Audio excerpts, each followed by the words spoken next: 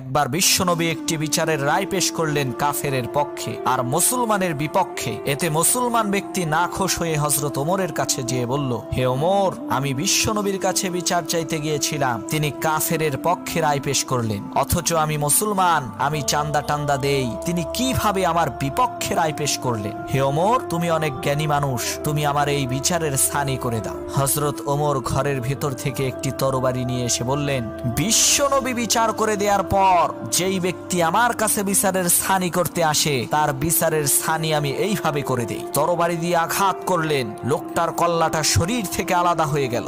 সমগ্র আরবের মধ্যে সংবাদ ছড়িয়ে পড়ল যে হযরত ওমর মুসলমান হত্যা করেছে। বিশ্বনবীও চিন্তিত। এদিকে আরশে আজিম থেকে মহান আল্লাহ রব্বুল আলামিন হযরত ওমরের কাজে খুশি হয়ে গেলেন। তিনি পবিত্র কোরআনের আয়াত নাজিল করে বললেন, হে নবী, আপনার রবের কসম, এই ব্যক্তি মুমিন ছিল না, সে ছিল